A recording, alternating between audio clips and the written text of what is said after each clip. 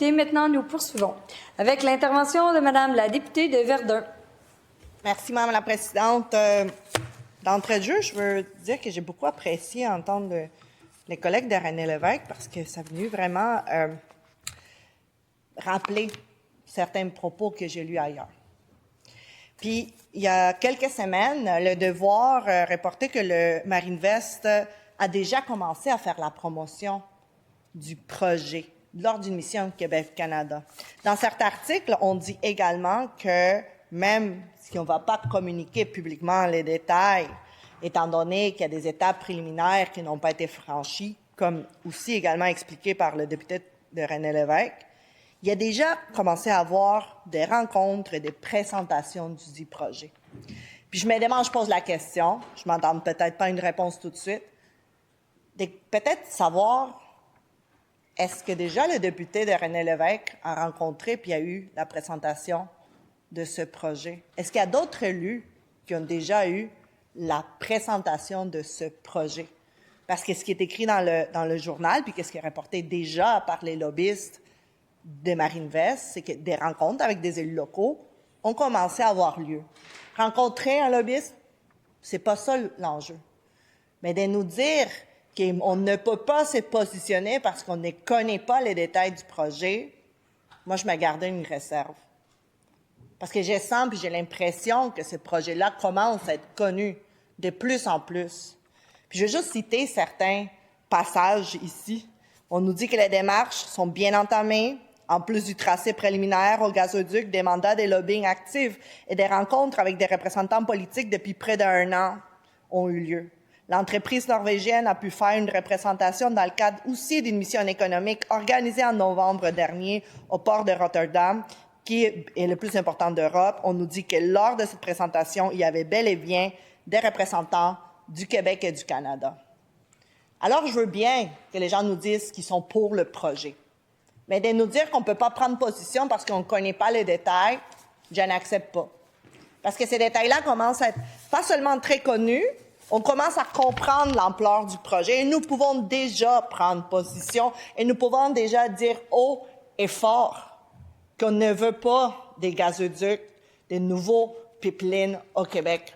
Nous l'avons déjà fait. Ce débat-là a déjà eu lieu dans cette Chambre il y a quelques années. Je me souviens, je n'étais pas encore députée. J'étais déjà venue dans l'estrade l'entendre parce qu'il y a eu une grande mobilisation là-dessus. Il y a eu un consensus au Québec que les gazoducs ne passeront pas. Il y en a eu un consensus et même le ministre de l'Environnement à l'époque était fier de se lever ici puis de nous dire qu'il y aurait plus d'exploitation, plus d'exploration pétrolière et gazière ici au Québec et que même on a reculé sur GNL parce qu'il n'y avait pas d'acceptabilité sociale à GNL dans le port de Saguenay, parce qu'il n'y avait pas d'acceptabilité sociale, parce qu'on ne pouvait pas aller de l'avant. Moi, je sens que la cassette change. Je l'entendais tout à l'heure dans les débats de l'autre côté de la Chambre. Je l'entends ici. Les représentations commencent à avoir lieu. Ce projet commence à avancer. Mais là, il faut qu'on aille les débats publics puis qu'on se positionne. On ne peut pas aller du cas par cas. On a déjà eu des positions fortes dans le passé. Puis je me demande aussi, puis j'entendais la conclusion du collègue de René Lévesque, nous parler puis nous définir les projets d'envergure nationale.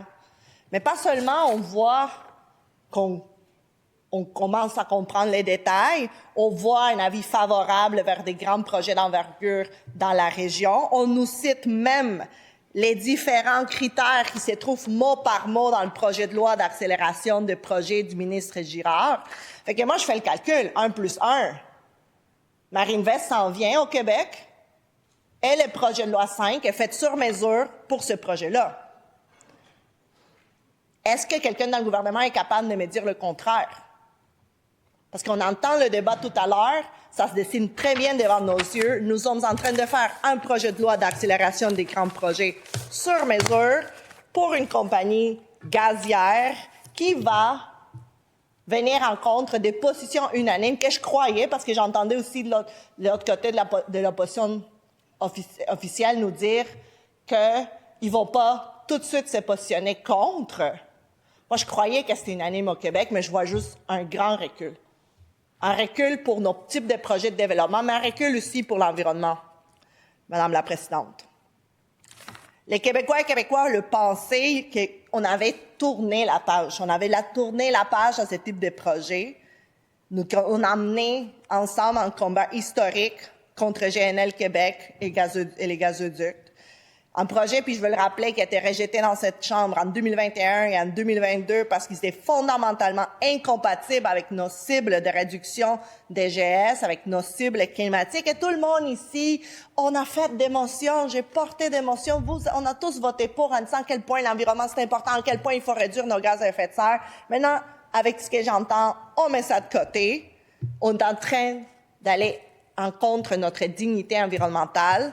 Je veux plus entendre. Si c'est le cas, on est pour battre la motion qu'on présente aujourd'hui, je veux plus entendre le ministre de l'Environnement ou le premier ministre s'élever puis se vanter qu'on est le peuple le plus vert en Amérique du Nord puis on est l'État le plus vert en Amérique du Nord. Ça marche pas. Parce qu'on est en train de tout faire pour accueillir à bras ouverts un gazoduc. En début des années 2026, nous faisons face à un mort-vivant qui revient. Le projet MarineVest est littéralement le GNL 2.0. C'est le même concept toxique, un gazoduc de près de 1000 km traversant nos forêts, nos terres et nos territoires autochtones pour exporter du gaz albertain vers l'Europe via le terminal de Baie-Comeau. C'est un projet qui est complètement irresponsable, puis c'est pas une solution. C'est une fiction énergétique et commerciale, Madame la Présidente. Et je me demande même si j'entendais qu'il pourrait être un projet vert, on pourrait avoir l'expansion de l'énergie verte, mais est-ce qu'on est pour gaspiller? Parce que c'est ça qui va devenir gaspiller nos surplus d'électricité pour aider une compagnie norvégienne à exporter du gaz des schistes. Du gaz des schistes. Si vous étiez là, s'il y en avait des personnes ici qui siégeaient dans les années 2010, dans les années 2011, sur une mobilisation sans père contre le gaz des schistes qui menaçait la fracturation dans nos territoires, à la Montérégie, on a vu l'évêque de Bouclier. Puis c'est pour faire passer du gaz des schistes qu'on va plier sur nos principes environnementaux. On va vouloir faire l'énergie verte pour cette entreprise, alors que nos propres entreprises vertes manquent déjà des mégawatts ici au Québec pour réaliser la transition. Utiliser l'éolien pour liquéfier du gaz fossile, c'est un détournement de nos ressources nationales au profit des intérêts étrangers. MarineVest nous promet une usine carboneutre grâce à soi-disant 90 turbines éoliennes, mais c'est de l'éco-blanchiment pur et simple. Les experts nous le disent de façon catégorique, 95% des émissions liées au gaz surviennent lors de l'extraction et de la combustion finale. Ignorer ces étapes, c'est mentir à la population et aux générations futures. J'ai le goût qu'on parle aussi du Saint-Laurent, j'ai le goût qu'on parle des effets sur le Saint-Laurent, parce que le débat, vous connaissez, je ramène, parce qu'on s'est déjà dit plusieurs fois ici, autour de GNL Québec, on parle de la santé du Saint-Laurent, on parle de la santé des belugas, qui est une espèce en voie d'extinction. Le terminal va être situé dans la baie des Anglais. C'est une zone de repos et de nourrissage cruciale pour le beluga, une espèce emblématique en voie de disparition. Le lobby des MarineVest ose nous dire que le fleuve est large dans cette partie-là, mais pour un beluga, juste pour qu'on comprenne un peu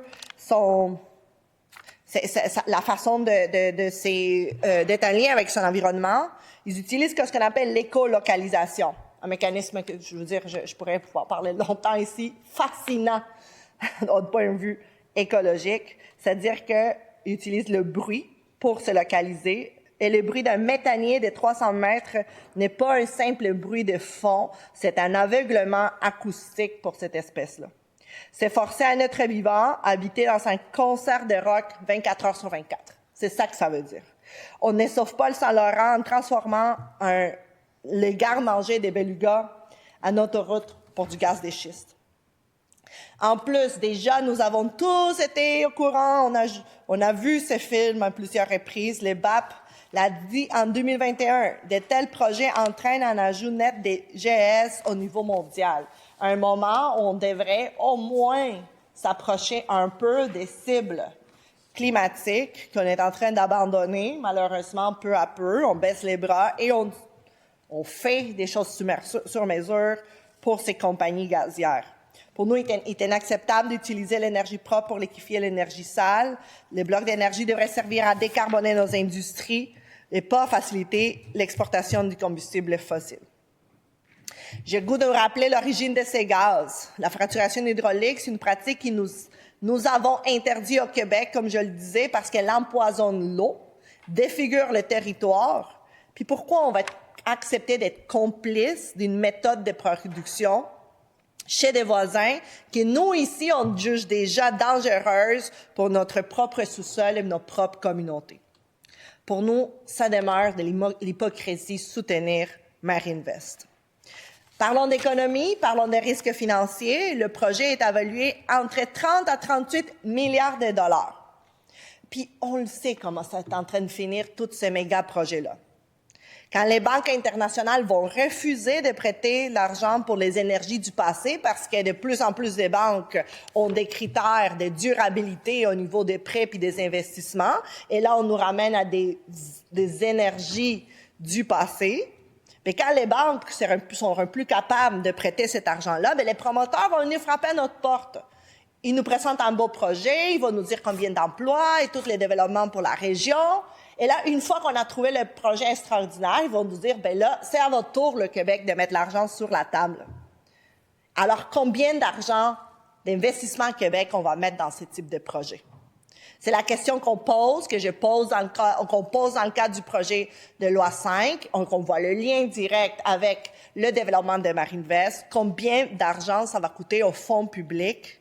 Alors que nous avons déjà un déficit de 11 milliards, alors qu'on sait déjà que 227 bâtiments dans nos hôpitaux puis nos services sociaux sont dans un état lamentable. Je peux vous parler de ce qui se passe dans ma circonscription, où il manque des millions de dollars pour moderniser l'hôpital Douglas, qu'on voit littéralement les plafonds s'effondrer. Et là, une méga entreprise va cogner à notre porte pour qu'on donne de l'argent pour réaliser un projet quand, somme toute, on n'a aucune garantie économique, mais on connaît très bien les conséquences environnementales, des conséquences pas seulement qui sont connues, mais sur lesquelles nous nous sommes positionnés dans le passé, ici même dans cette Chambre. Je veux qu'on se tourne vers l'Europe, qu'on regarde ce qui se passe. J'entendais le député nous dire à quel point le besoin est énorme. La demande de GNL, que c'est le gaz naturel liquéfié, a chuté de 18 % entre 2022 et 2024 pour l'Europe. Le marché européen est déjà saturé par les exportations américaines et qataries. Le Québec s'apprête à construire un actif qui est déjà échoué, là. On va se lancer dans une concurrence dans laquelle il n'y a pas vraiment un marché assuré. Il faut rappeler au gouvernement les exemples de Northvolt et Lyon Électrique, dans lesquels on a joué un peu au casino pour finalement ne pas avoir ni des retombées localement, mais non plus des retombées de marché par la suite. Pardon. Une fois la construction va être passée, une fois qu'on va nous dire que ces projets-là vont aller de l'avant, parce qu'à date, je ne sens pas d'opposition autre le fait que nous sommes les seuls à s'élever et rappeler les conséquences du projet. Les emplois permanents seront marginaux par rapport aux milliards investis. Le gouvernement se vante déjà, via les statistiques fiscales de 2023 qui ont juste été publiées la semaine dernière, d'avoir réduit les impôts des Québécois. On nous dit à quel point on gère bien nos finances publiques. Mais tout ça pour engloutir des milliards en autre éléphant blanc norvégien qui va faire exploser notre dette. C'est ça qu'on est en train de voir. La vraie responsabilité fiscale, c'est de dire non à Marinvest avant que le premier dollar public soit gaspillé. J'ai le goût de nous parler de transparence aussi, Madame la Présidente. Depuis février 2025, il y a une armée de lobbyistes qui s'activent dans l'ombre auprès du cabinet du premier ministre, auprès des ministères. Je me demande si c'est aussi également auprès du député de René Lévesque qui, je ne mente pas, utilisait les mêmes mots qu'est la firme qui représente Marinvest pour nous dire le processus des concertations qui a lieu en ce moment autour du projet. Pourquoi autant de secrets? Pourquoi on n'est pas capable d'avoir tous ces détails publiquement? Puis je veux juste faire référence rapidement à l'article du Devoir où des informations supplémentaires ont été demandées. On nous dit qu'il y a eu une présentation PowerPoint déjà à l'entreprise, mais elle refuse de la donner. On nous parle, il y a des documents qui ont été fournis avec des sections cavardées, fait qu'on n'est pas capable d'avoir les détails du projet. Et de l'autre côté, on nous dit non, attendez, avant de vous prononcer, mais on sait très bien qu'il commence à être ficelé, puis on sait très bien qu'il y a une loi sur mesure qui se fait pour ce projet-là. Pourquoi donc la population n'est pas informée plus sur ces détails? Mais je vous dirais, il y a plus grave que ça. Il faut qu'on s'inquiète d'un possible contournement de nos lois. Contournement de nos lois, contournement de nos règles environnementales, contournement de nos contre-pouvoirs. On entend, comme je le disais tout à l'heure, on entend dire que ce projet pourrait être désigné comme prioritaire d'intérêt national et ça se confirme de plus en plus parce que j'ai entendu mot par mot ce qui est dans la description du projet de loi 5 qui va nous permettre de contourner sur mesure le BAP, des normes environnementales, la CPTAQ, peu importe le mécanisme qu'on a déjà pour la sauvegarde de l'environnement et de l'intérêt public. La faune, les parcs et les voies des citoyens ne doivent pas céder la place seulement à des intérêts d'une gazière norvégienne qui va engloutir notre million et qui va détruire notre environnement. Enfin, on aurait le goût de parler d'acceptabilité sociale qui n'est pas du tout là au rendez-vous. Je pense que les Québécois ont quand même une mémoire, ils se souviennent du débat autour de GNL. On le sait que les projets d'hydrocarbures puis les projets de gaz naturel n'ont pas la cote au Québec. Mais j'ajouterais également, et surtout les communautés autochtones de la région, où la communauté Innu de Pessamit a déjà exprimé ses réserves face à ces projets-là.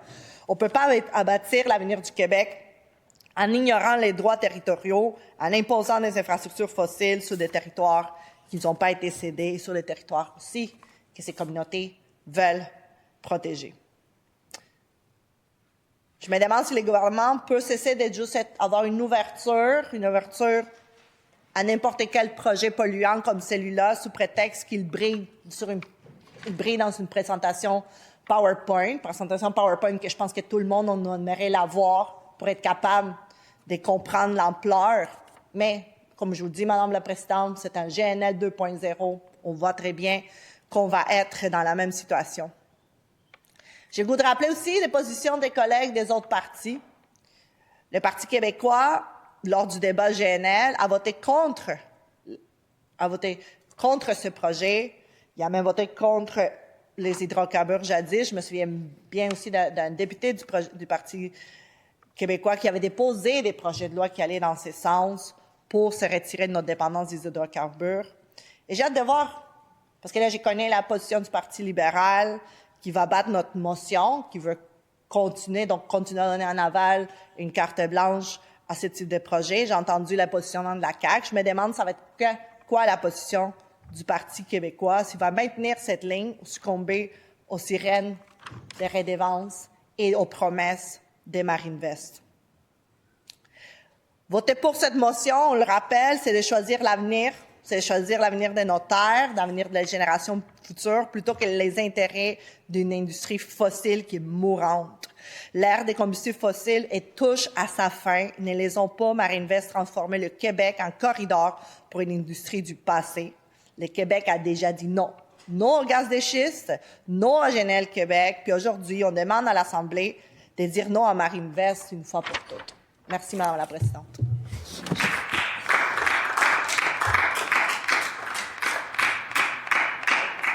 Je vous remercie, Madame la députée. Maintenant,